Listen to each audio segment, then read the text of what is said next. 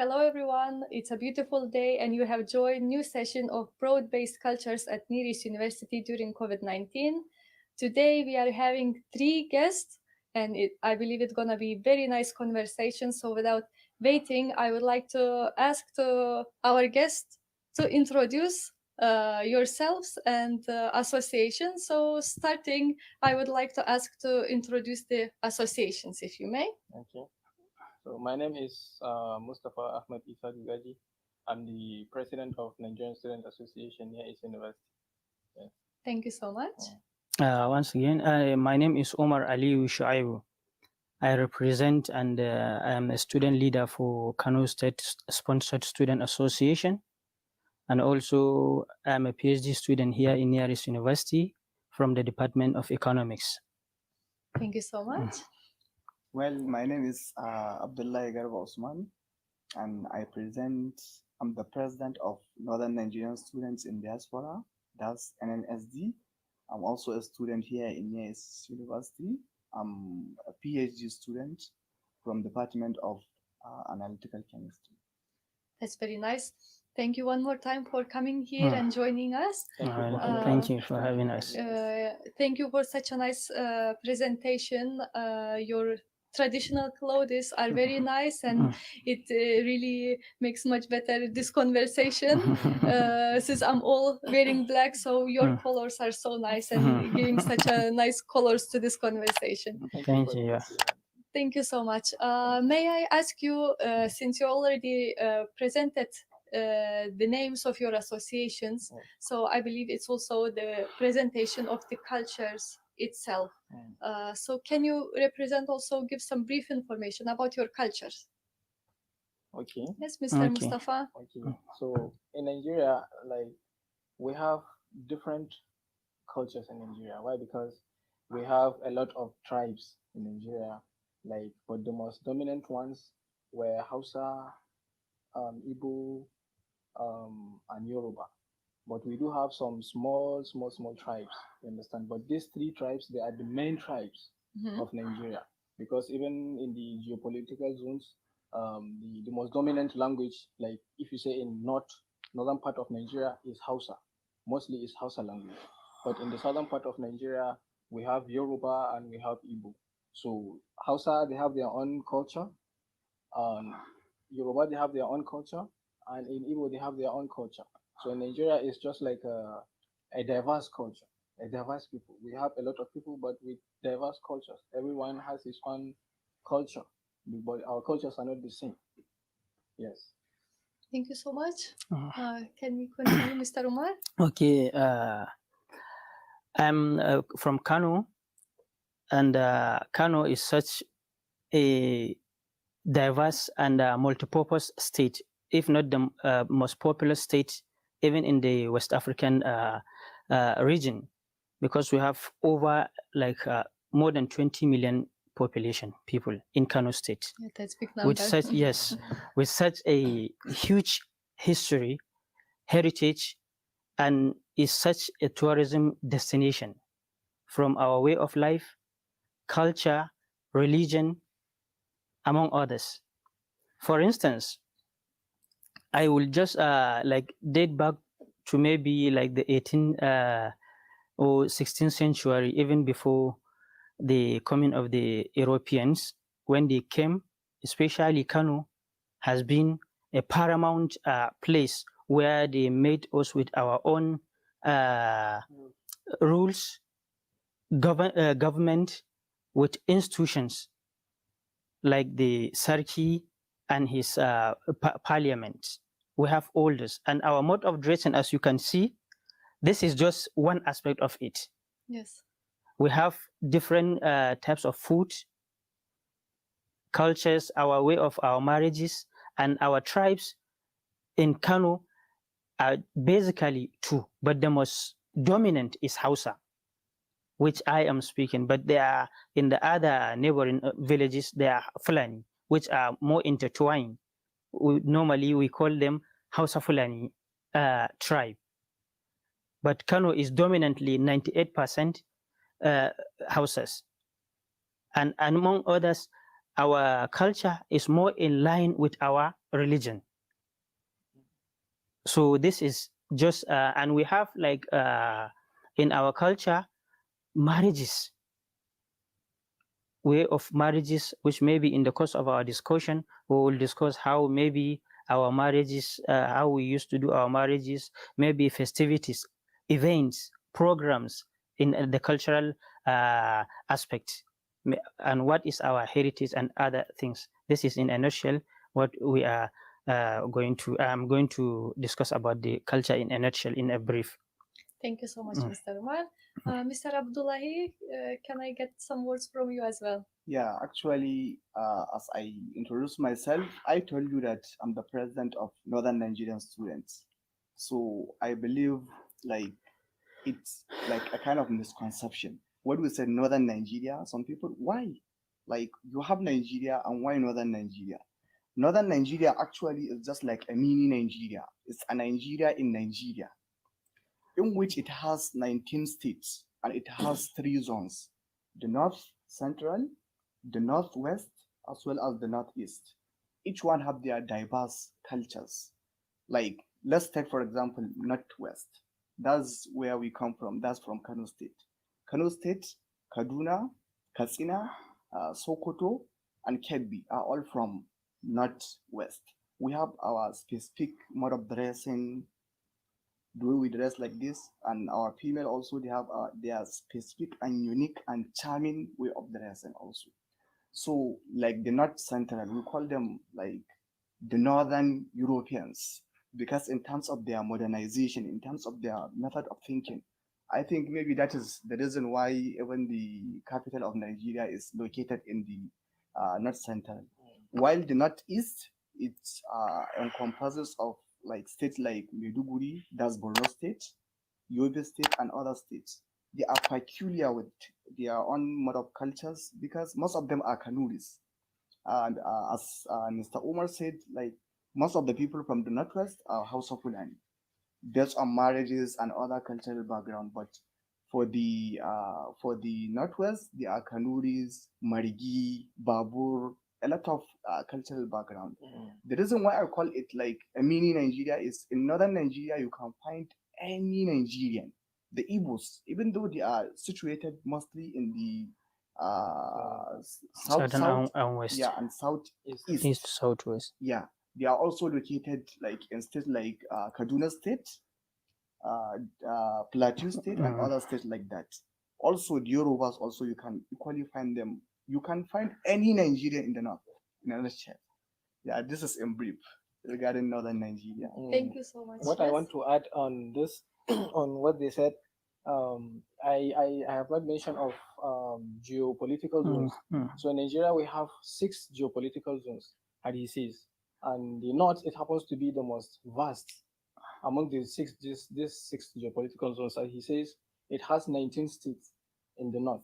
So we have, as he says, northwest, northeast, and north central. North central. And in the south, we also have south, southwest, and we have southeast. So in the southwest, that is mostly Yoruba. That is where Yoruba lived. In southwest, in southeast, you see, they have their own language, apart from the Yorubas and the Igbos. They're in south. We have like Ijo language. I can't mention all of them, but I know like Ijo language. So, but they are the minority one there.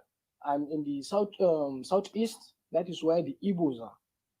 So you see, in the south, we have Yoruba and we have Igbo, and we still have another tribes. Apart from this tribe that I mentioned, we have a lot of tribes there. So in Nigeria, if you calculated, we do have more than 260 languages in Nigeria. So as you can see, Nigeria, as I have said, is a vast country with different cultures, a lot of cultures, because every tribe has its own culture. Every tribe has its own culture, and that is how we are diverse, but we are united. Exactly. Yeah, Yes. we have our different cultures, different religions, you understand, but still we are living the same and happily. Yeah. Yeah, alhamdulillah. Okay, if maybe I may add a little bit on what they have just mentioned was said is about like we said that we have more than 250 different languages. Another Each tribe has their own but language, right? in the tribes we have more than 450 ethnicities. Yes. For instance, in Hausa is one language that we are saying Hausa, but in Hausa there are different ethnic Like backgrounds, dialects. Yes. So we call it ethnicity. That maybe Hausa, Kano, Katsina, Sokoto, Kebbi, Zamfara, and the rest. Maybe to some extent we are calling it Hausa Bakwai, Banza Bakwai. Sometimes when they are speaking, a person or Hausa man from Kano will understand this person is not from Kano. Yes. Even if he's from Kano, maybe he was brought up in just like British and American English accent. Yes. So we have different sorts of that type of stuff. Even in other languages, in the Yorubas, we also have that thing in Nigeria. That yes, they have it's Yoruba one, but different accent in terms of their ethnic backgrounds, where they come from. As Mr. Mustafa said, Yes, that yes. your diversity Yeah. and the There's unity in diversity. Yes, everything is Yeah. all in one Yes. together. Thank you so much, gentlemen. It's very useful information, thoughtful information that you provided that most of people doesn't know. Very specific one. It's really nice to know about the colors that you have in your country. Speaking of traditions, the way you do, as you said, you make marriage, you proceed with marriage, the all the food, clothes, everything. So even women, as you mentioned, has colorful, very specific, nice clothes. So thank you for such information. I believe it's very useful, especially for the people who didn't know it before. And since we are also living in this global world that people are traveling a lot, so I believe it will be also very useful information for the people who are planning to travel to Nigeria to know this specific information. Thank you so much one more time. Speaking about, I would like to address to Mr. Omar, if you can present as well to our viewers the most respectful and most disrespectful things that you can describe in your culture. So I believe it would also be very useful information. Okay. The most respectful and disrespectful, as just a single thing, it will be a relative. But in common terms, one of it, as I said earlier, that our culture is in line or go hand in hand with our religion. Disrespectful, if it in terms of our own culture, will be one has to be respectful. One has to be at first dutiful to his parents in terms of culture, because what we believe that even in the culture, not in terms of the religion as perspective also, when someone is dutiful to his parents, he will be or she will be blessed throughout their life endeavors. So this has come in conformity with our own religion also. But in another case, when someone become disrespectful, on the other hand, when someone is like, for instance, Hausa people, as I said, our religion is like one of the most important thing in our life. Yeah, that's it's what normal describes where your way everywhere of we life. go, Yes. we don't hide that we are practicing this religion. So for someone to be disrespectful to the parents, we call it an abomination. something that is not accepted in the society. Yeah, so the first thing that comes should be the family and Family, respect to the family. family. Then, if we talk about religion, for someone to not follow the rules and regulation or practice the religion in practice, this one we call it disrespectful. But someone who follows the duties of the religion and also in conformity with the culture, normally in our own life, back home and everywhere, we take him as high, at top class people, as against someone who doesn't follow that track. One. Another thing, we are people of like, we are commercial people, especially in Kano.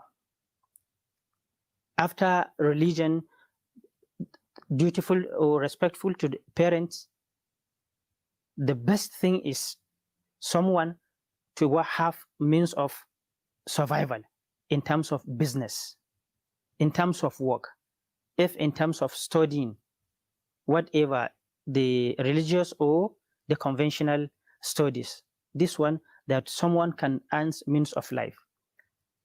This one, when someone possess or embark on those things, he will be highly respected in the society. Otherwise, when someone did not partake into that, definitely his standard, even in the family, at family level, because he cannot be providing food to the table in the family, definitely even in the family status, his status will be very low. Another aspect is when someone attain the age and have the means of getting married. When someone get married to his beloved one, or she got married to her beloved one, we consider this as highly respectful. Even someone, for instance, in the means of friends, colleagues, when they said this one is married, you will see his status in the generality of the people will be special. Yeah, like the person had completed the main Goals. Yes, one of the main goals in Yes. life. Yes. Someone is like following the culture's cultural norms well, and he is following his religious duties right. He has means of survival in terms of doing business, in terms of work. Then the next aspect is to get married and have his own family that he can train and have a larger family again. This is considered respectful. So not following those aspects, then it becomes disrespectful. It's otherwise, yes. Otherwise, among other things, there are other things maybe, but due to the time. That's very well said, Mr. Omar. Thank you so much. Yes. Very nice explanation about respectful issue with your culture. Thank you so much. One more thing that I would like to ask, maybe Mr. Mustafa could continue with this. Sorry, maybe another thing that I will add is like the dress code. Yes. For instance, like this back home, when there we have English ways and other cultures, even in Nigeria, we have different, even in the northern Nigeria or in Nigeria at large, we have different cultural or ethnic dress code. But it is more of interest for our own culture for someone to be wearing dress code, particularly when someone attains like the age of like family, like father, or to be like wearing the dress code or putting the dress code or wearing attires that represent like maybe youth age. Sometimes even his colleagues or at family level, they will tell you, come on, look, mommy or daddy, you are now at a certain level of age. you should not be putting this type of clothes. You should take Okay, this. understood. So when someone use the other one for maybe like teenagers or age of 30, normally he should be seen as what is like he is disrespecting the culture, and maybe some people will even disrespect and see him as having like a youthful exuberance mind.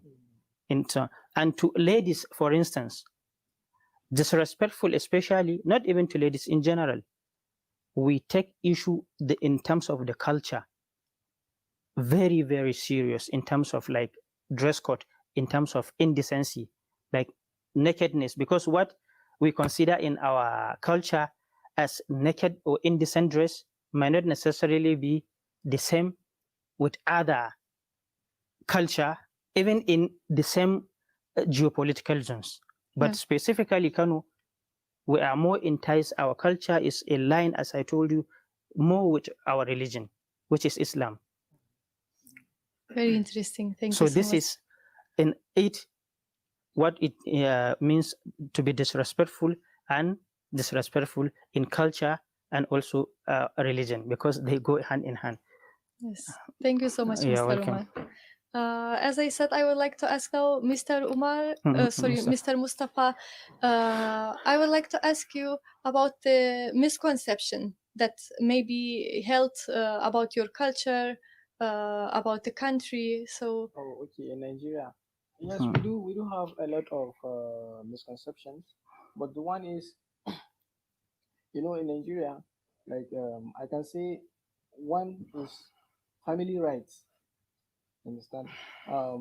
In the sense that in the family, you it's like people you cannot do what you want to do. Me as a person now, my family, I cannot do what I want to do except what my parent told me to do. You understand? And another one is women should not have the right to talk, so that is why all these feminisms, like, they are moving for that, like they're saying, we don't give women chance, we don't do this, we don't do this, we don't do this.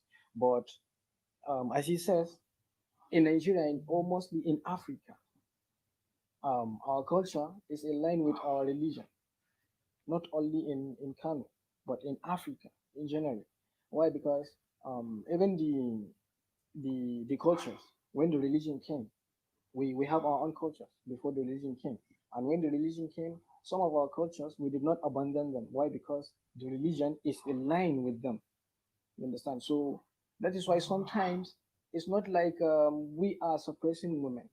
You understand? But in religion, we are all equal. We are all equal. But even God Himself says there are the men, they were the most high compared to the women. So women should be submissive to men.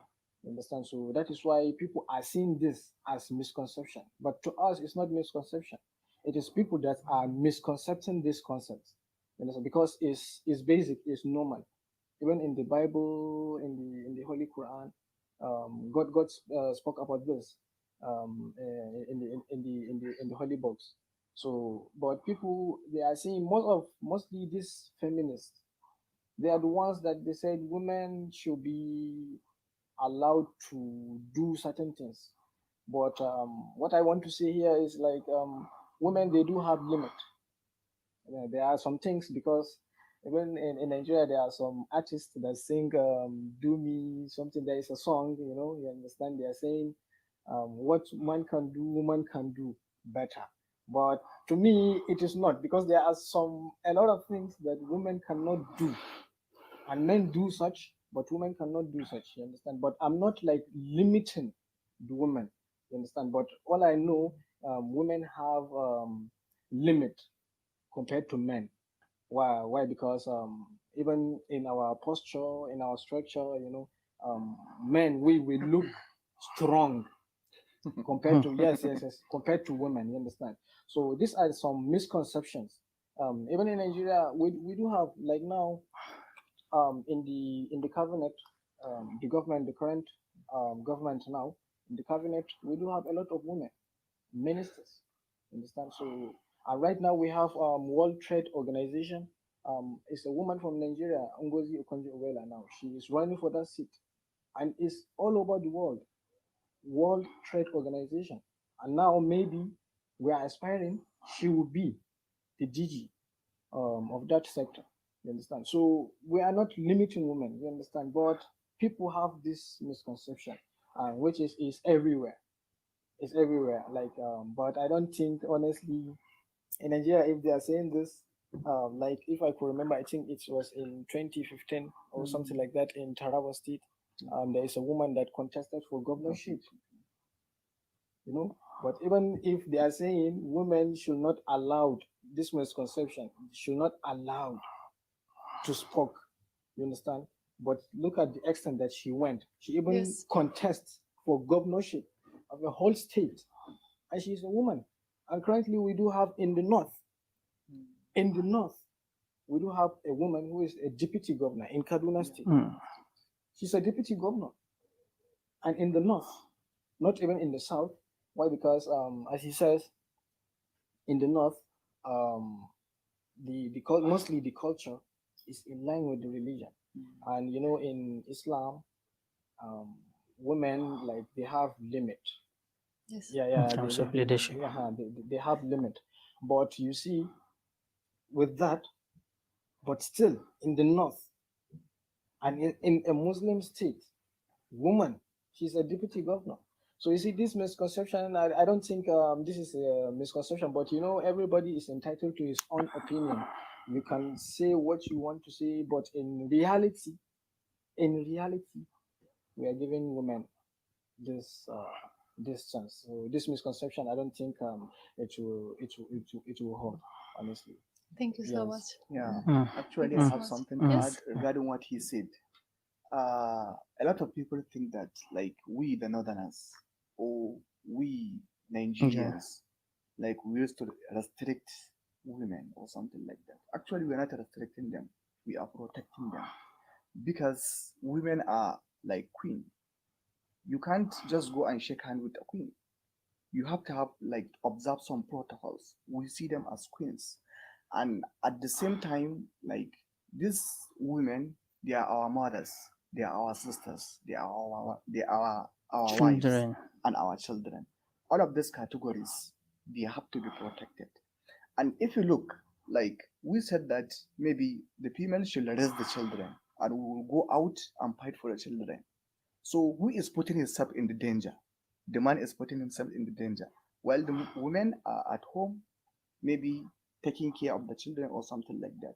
And regarding the educational system also, we used to give female absolute power for them to study. We have so many professors, so many medical doctors, lawyers, and others. They participate in so many things. Like the current United Nations, which I believe you forget to mention, Yes. Amina. Amina Azubayr. Yeah, Amina Muhammad. Muhammad. She's a Nigerian and she is the current deputy secretary of the United Nations. Yes. So we are not restricting female or women, rather we are just protecting them and we are putting them in the right position for them to act. Very nice presentation. Thank you Okay. both of Maybe what I will just add a little bit, it may be a different thing from what they have just said on a different issue about misconception about Nigeria. Globally, not just even in Northern Cyprus or Turkey or whatever, or in nearest university, when a Nigerian is trying to do business or trying to act or make any connection with someone that is non-Nigerian, mostly they used to see Nigerians as people that are not to be trusted. This is a great misconception in general. Let me give an example to in nearest university. From 6 years or 10 years now, if you check the statistics, you will see there are more Nigerians that are lecturing here, writing articles, assistantship, a lot, maybe working with the university in labs, in departments, in other things, and even sometimes bringing some items. Like even in Cyprus here, we have African shops, which I don't think maybe any other region or something, maybe they have something like that. So it's like, and another thing, if not mistaken, we have the highest in terms of the African countries, if not now that Zimbabwe is coming of age in terms of population in the universities, in their number. Nigerians are even like the highest, having the highest number of population in Cyprus. So by statistics, if everyone will spend 10 Turkish lira per month, how much are they contributing to the economy? In terms of near East, the PhDs, the master student, the undergraduate student, the number of the students. And sometimes you will see that one person from Nigeria will do, I am not saying that Nigeria, they are God sent, they are holy, no.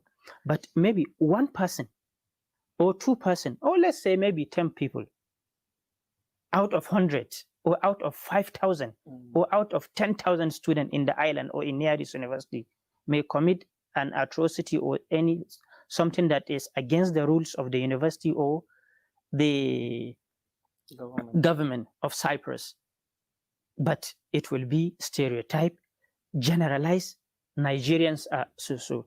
And now we have been together for how many years in the universities? In the university here, how have you been seeing our attitudes? We have been commented on so many occasions. Our attitude is commendable. In a nutshell, what I wanted to say, both from the university. That's why sometimes when we finish masters, undergraduate, they give us full scholarship or the highest number of scholarship to continue with our education. We benefited from such. We are grateful to the university also, and we are enjoying. But this misconception should be reversed. And I am very happy for this type of gathering that will enable us to speak for ourselves, that we are not what people, you understand, are seen or expect us or expected us, you understand, to be. Nigerians are good people. Of course, yes. Even though in generality we say that you cannot put population, so many population and think that everyone is perfect. But the majority, right, yes. The majority of Nigerians are good people, loving people, caring people, and people that are hardworking. When you check the statistics, even from the university, not even from the island, you will see. This is my contribution on this aspect. Thank you so much for all of you three. It was very nice additions to the main question. I would like to ask Mr. Abdullahi